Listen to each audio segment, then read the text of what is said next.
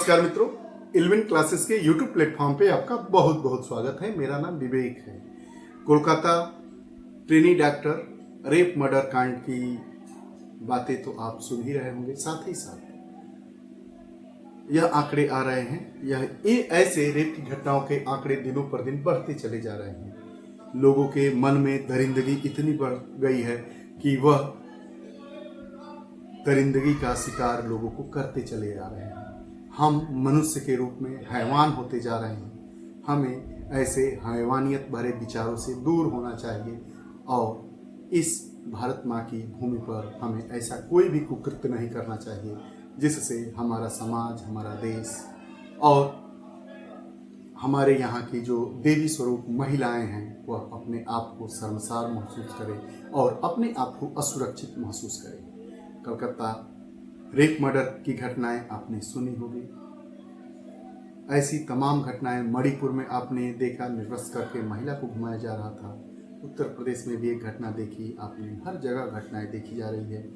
क्यों ऐसी घटनाएं हो रही है, इसके पीछे आज हम बात करेंगे कि वो कौन कौन से मुद्दे हैं और कौन कौन सी परिस्थितियां हो सकती हैं जो इस प्रकार के कुकृत्यों को अंजाम दे रही है। साथ ही साथ हम यह जानेंगे कि अगर कोई व्यक्ति इस प्रकार का कुकृत्य करता है तो हमारी कानून की धाराएं क्या कहती हैं और क्या क्या सजा के प्रावधान हो सकते हैं। यह जो हमारा पूरा वीडियो सेशन है वह पूरे रिसर्च का विषय है। हम समाज के आंकड़ों को देखते हुए, अपनी नैतिकता को देखते हुए, हम अपने सामाजिक मस्तिष्क में जो हमारे विचार हैं उसके अनुसार अगर हम अपने आप को देखें तो क्या इस प्रकार की घटनाएं होती हुई संभव दिखाई दे रही है, संभव होती हुई दिखाई दे रही है। तो आइए इस वीडियो सेशन को प्रारंभ करने के पहले हम टाइटल को समझते हुए इस सेशन को आगे बढ़ाते हैं। आखिर क्यों होती है रेप की घटनाएं तथा इससे निपटने के कानूनी उपाय क्या हैं? आखिर क्यों होती है रेप की घटनाएं तथा इससे निपटने के कानूनी उपाय क्या हैं?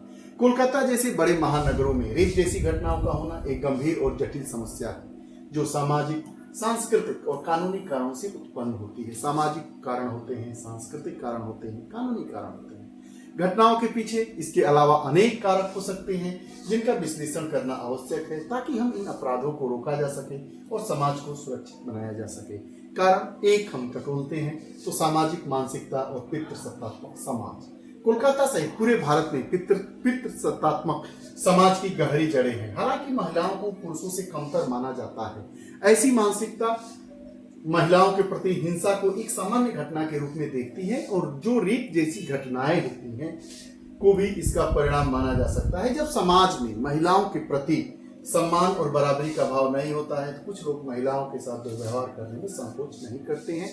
जो हमारा समाज है वो पितृसत्तात्मक समाज है और ऐसा लगता है, अगर आप देखते हैं कि जो अगर घर से भाई बहन बाहर जाते हैं तो अगर लड़की घर में लेट से आती है तो उससे तमाम प्रश्न पूछे जाते हैं, लेकिन अगर लड़का रात को लेट से आता है तो उससे कोई प्रश्न नहीं पूछा जाता है। ये हमारी पितृसत्तात्मक जो स्थिति है, मनो स्थिति है, उसको दर्शाता है। साथ ही साथ जो हमारी एक सामाजिक मानसिकता ऐसी बन गई है कि अगर कोई महिला है, कोई लड़की है 25 साल की भी है और उसका भाई अगर 5 साल का छोटा भी है तो 5 साल के भाई को 25 साल की लड़की के साथ भेजा जाता है ताकि वह उसको सुरक्षा प्रदान कर सके।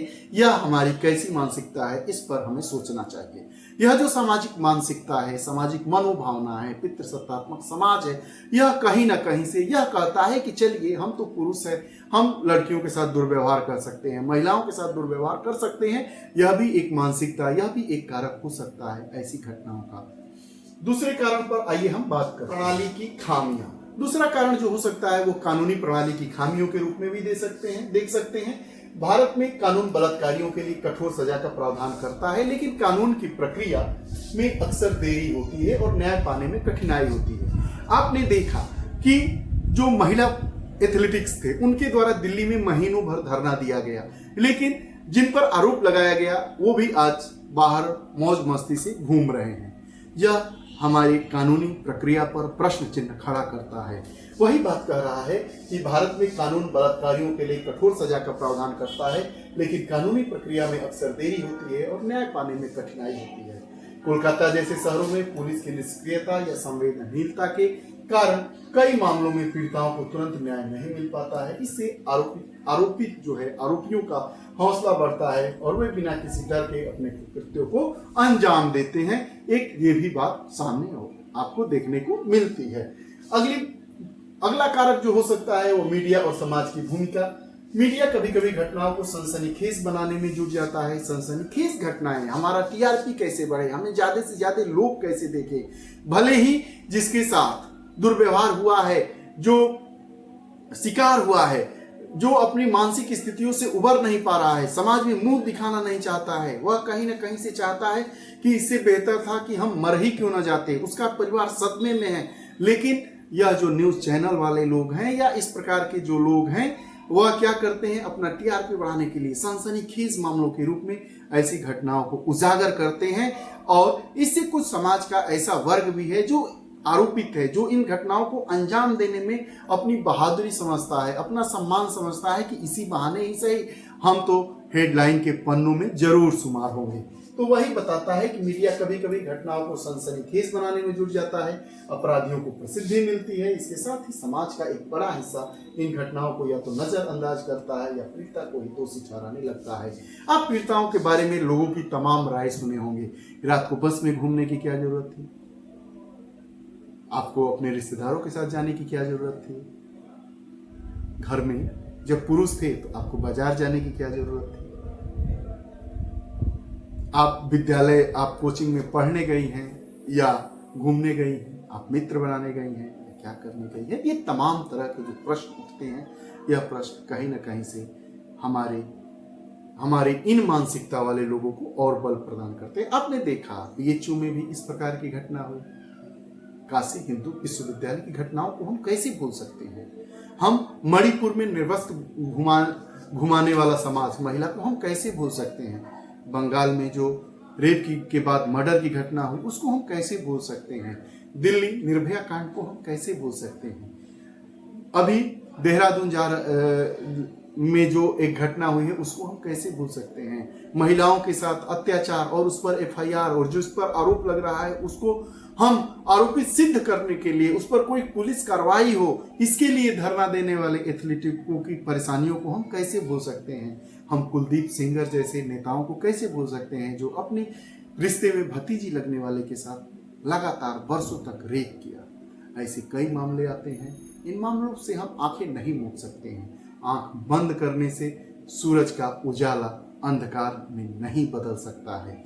यह हमें एक बार फिर से सोचना चाहिए कि आखिर वह कौन कौन सी ऐसी परिस्थितियां हैं, क्या कहीं ना कहीं से हम उस परिस्थितियों को उत्पन्न करने में क्या हमारी कोई भी भूमिका है। अगर हमारी कोई भूमिका है तो उस भूमिका से हम अपना पैर पीछे क्यों नहीं खींचते हैं, वही बात होती है।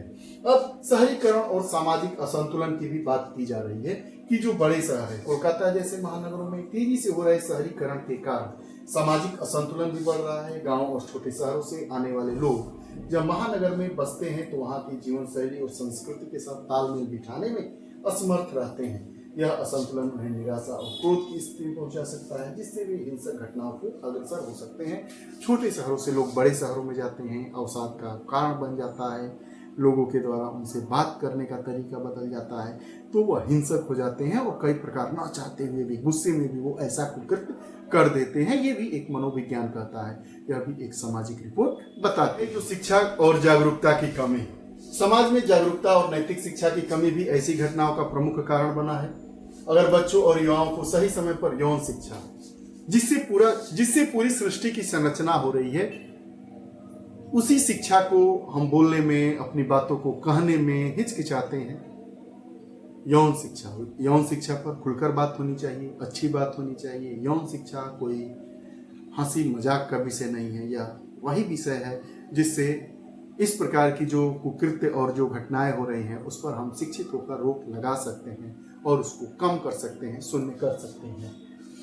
महिलाओं के प्रति सम्मान, संभाव की शिक्षा दी जाए तो इस प्रकार की घटनाओं को हम रोक सकते हैं। लेकिन दुर्भाग्यवश शिक्षा प्रणाली और समाज में इन महत्वपूर्ण मुद्दों पर पर्याप्त ध्यान नहीं दिया जा रहा है। जो इस प्रकार की शिक्षाएं हैं वह केवल हमारे जो विषय होते हैं उनमें एक अध्याय, एक पाठ के रूप में ही बनकर सिमट जाती है और वह मात्र एक प्रश्न के रूप में निहित हो जाती है। चाहे वो नैतिक शिक्षा हो, चाहे यौन शिक्षा हो, चाहे संभाव की शिक्षा हो, चाहे समानता की शिक्षा हो, चाहे भाईचारे की भावनाएं अगला नंबर आता है आर्थिक असमानता और बेरोजगारी। ये भी एक प्रमुख मुद्दा है। आर्थिक असमानता और बेरोजगारी भी इन घटनाओं के पीछे के कारणों में शामिल है। जब लोग बेरोजगार होते हैं या उनके पास आय का कोई अस्थायी स्रोत नहीं होता है तो वे मानसिक तनाव में आ जाते हैं। बढ़ती हुई महंगाई, बढ़ती हुई असमानता, अमीर और गरीब के बीच बढ़ती हुई दूरी भी एक इसका महत्वपूर्ण कारण है। तनाव कभी कभी अपराध की ओर ले जाता है। आर्थिक अस्थिरता और अपराध के बीच का यह संबंध अस्पष्ट है और इसे नजरअंदाज नहीं किया जा सकता है। हम निष्कर्ष पर अगर बात करें तो आइए बात करते हैं। जैसी रेप घटनाओं का होना केवल एक कानूनी समस्या नहीं है। अगर निष्कर्ष की बात करें तो कोलकाता जैसी रेप की जो घटनाएं होती हैं वह केवल कानूनी समस्या नहीं है, बल्कि यह समाज की जड़ों में बसी पूर्वाग्रहों और असंतुलनों का परिणाम है। इसे रोकने के लिए समाज में महिलाओं के प्रति सम्मान, समानता और न्याय की भावना को बढ़ाने की हमारी आवश्यकता है। महिलाओं के प्रति समानता की भावना हो, सम्मान की भावना हो, न्याय की भावना हो, उनके अधिकार की भावना हो। ये भावनाओं को अगर हम बढ़ाते हैं तो इस प्रकार की घटनाएं न्यून हो जाएंगी। इसके अलावा कानूनी प्रणाली में सुधार करेंगे, पुलिस की जवाबदेही होगी, शिक्षा के माध्यम से जागरूकता फैलाना भी अत्यंत आवश्यक है। अगर हम इन क्षेत्रों में सुधार कर पाते हैं तो कोलकाता और देश के अन्य हिस्सों में महिलाओं के खिलाफ हो रही हिंसा को रोकने में बहुत ज्यादा मदद मिलेगी। अब आइए इस प्रकार के हिंसा को अंजाम देने वालों के लिए हमारे कानून में क्या क्या प्रावधान है। कानूनी प्रावधान की बात करते हैं तो भारत में रेप के लिए कठोर कानूनी प्रावधान है जो भारतीय दंड संहिता है, इंडियन पेनल कोड आईपीसी के तहत बलात्कार के अपराधियों की सख्त सजा देने का प्रावधान है। उसी के क्रम में आइए हम बात करते हैं आईपीसी की धारा 375 और 76। धारा 375 बलात्कार की परिभाषा देती है और 376 इसके लिए सजा का प्रावधान करती है। इस धारा के तहत बलात्कार के लिए न्यूनतम 10 साल की सजा और अधिकतम उम्र कैद या विशेष परिस्थितियों में मृत्यु दंड का भी प्रावधान होता है। अगर धारा 376 ए की बात की जाए तो अगर बलात्कार के दौरान पीड़िता की मृत्यु हो जाती है या वह परमानेंट वेजिटेटिव स्टेट में चली जाती है तो दोषी को उम्र कैद या दंड भी दिया जा सकता है। अगर हम बात करें धारा 376 की डी की तो गैंगरेप के मामलों में दोषियों को आजीवन कारावास की सजा दी जाती है। वहीं धारा 376 ई की अगर हम बात करें तो यह प्रावधान करता है कि यदि कोई अपराधी रेप के मामलों में पुनः दोषी पाया जाता है तो उसे उम्र कैद या मृत्युदंड। अगर कोई रेप एक बार किया और उसे 10 साल की सजा हो गई और वो छूट गया सजा काटने के बाद और पुनः दोषी पाया जाता है तो उसे धारा 376 ई के तहत क्या किया जाता है, उम्र कैद की सजा दी जाती है और कई मामलों में मृत्युदंड भी देने का प्रावधान है। एक्ट 2013 की बात करते हैं। 2012 में दिल्ली में हुए निर्भया कांड के बाद भारत में बलात्कार था उसके खिलाफ कानून को और भी सख्त बनाया गया। इस घटना के बाद criminal law of amendment act 2013 पारित किया गया जिसे हम निर्भया एक्ट के नाम से भी जानते हैं। इस एक्ट के तहत बलात्कार के लिए न्यूनतम सजा को 7 साल से बढ़ाकर 10 साल किया गया। यौन उत्पीड़न, किसी का अगर हम पीछा करते हैं, एसिड अटैक जैसे अपराधों के लिए सख्त सजा का प्रावधान कर दिया गया। जो अमेंडमेंट एक्ट हुआ जिसे निर्भया एक्ट 2013 के नाम से भी जानते हैं, इसमें जो सजा थी उस सजा को 3 वर्ष बढ़ा दिया गया, 7 से 10 वर्ष कर दिया गया। और यौन उत्पीड़न, पीछा करना, एसिड अटैक जैसे अपराधों के लिए भी कठोर प्रावधान सजा का प्रावधान किया गया।